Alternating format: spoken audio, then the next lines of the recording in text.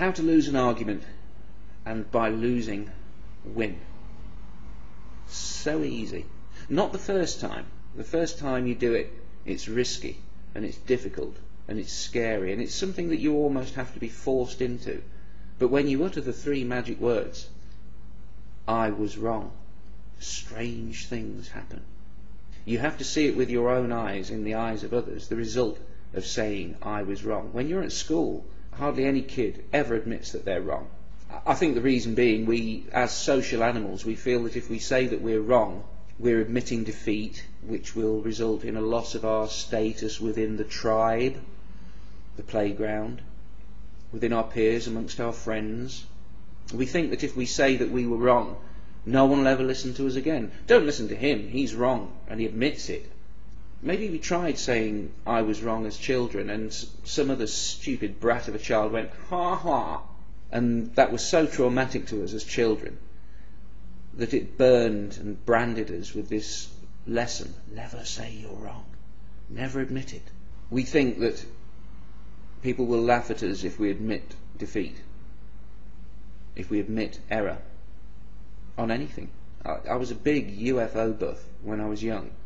When I was put in a corner by a smarter kid with more knowledge, and I was a child, I think I was about 14, something like that, and somebody put me in a corner, and I was being humiliated. I was saying more and more stupid stuff and digging myself a bigger, deeper, more embarrassing hole, and all the other kids were laughing at me. The pain. And then I had this sort of flash of desperate inspiration. What can I do? What can I do to get out of this hole? Everyone's laughing at me, and I don't seem to be able to score a point against this kid. Everything I say to him, he's mashing up and throwing back at me and making people laugh at me. What can I do? So in desperation, I said, I was wrong. I mean, they couldn't laugh at me any more than they were already laughing at me. But the weird thing was, when I said it, all the laughter stopped. And far from no one ever listening to my opinion again, which was my fear if I admitted that I was wrong, the opposite was true.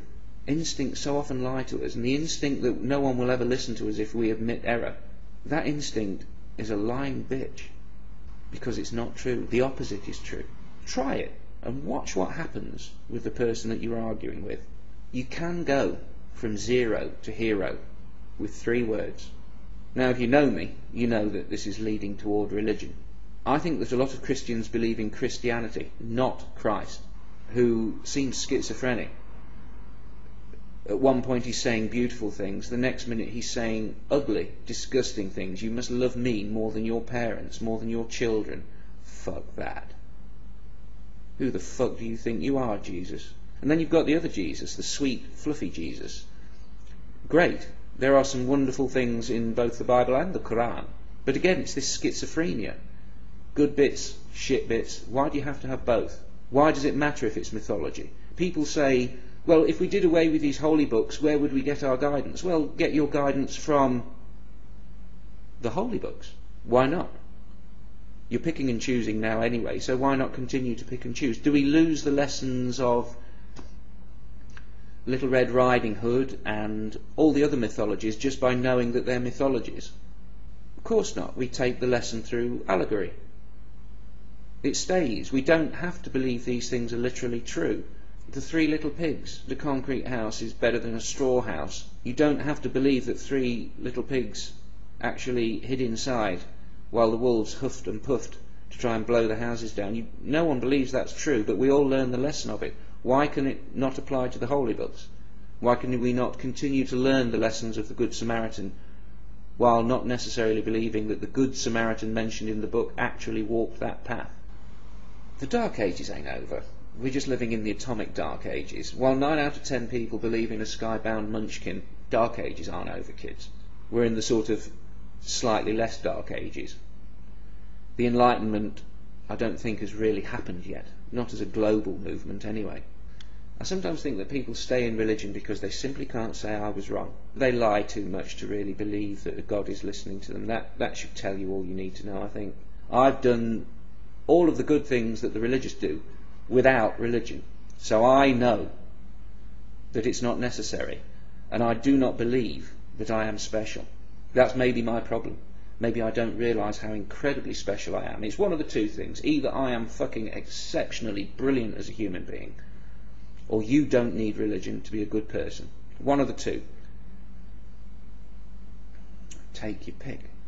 If I'm right that you don't need religion to be a good person, then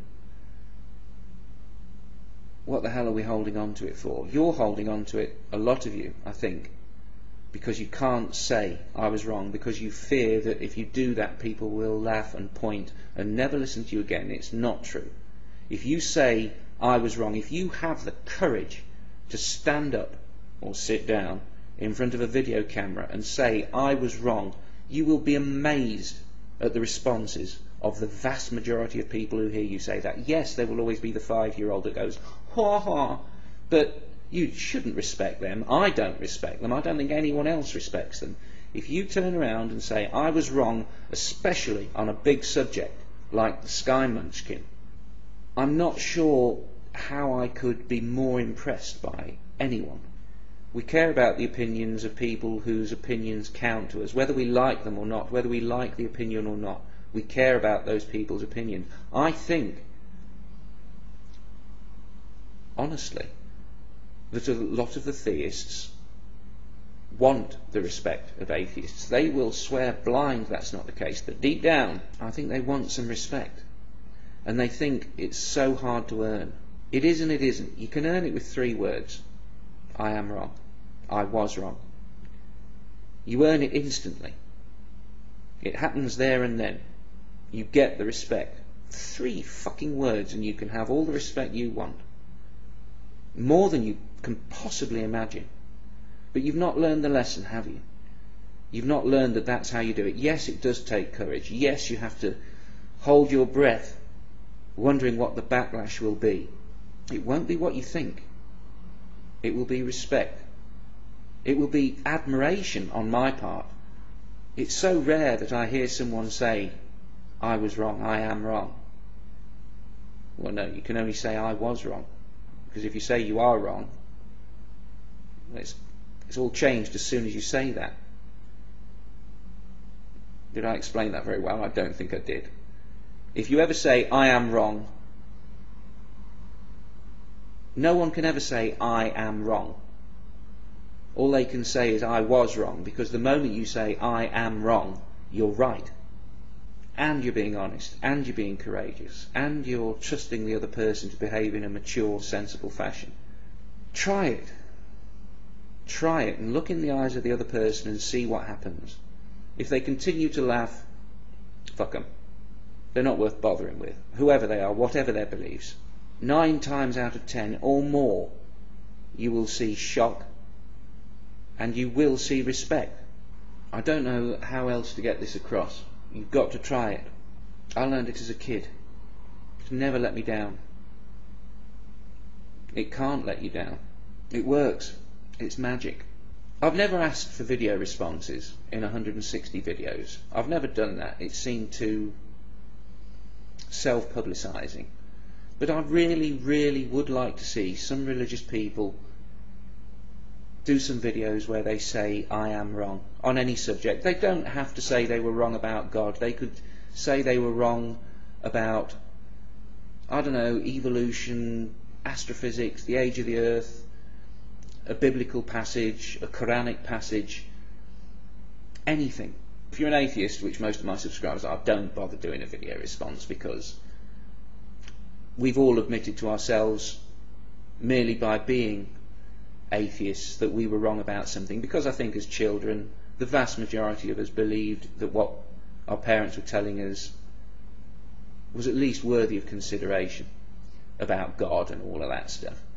So I'm not asking for that, but it really would earn you a lot of respect from me if you could say you were wrong about something to do with your beliefs which you haven't previously admitted.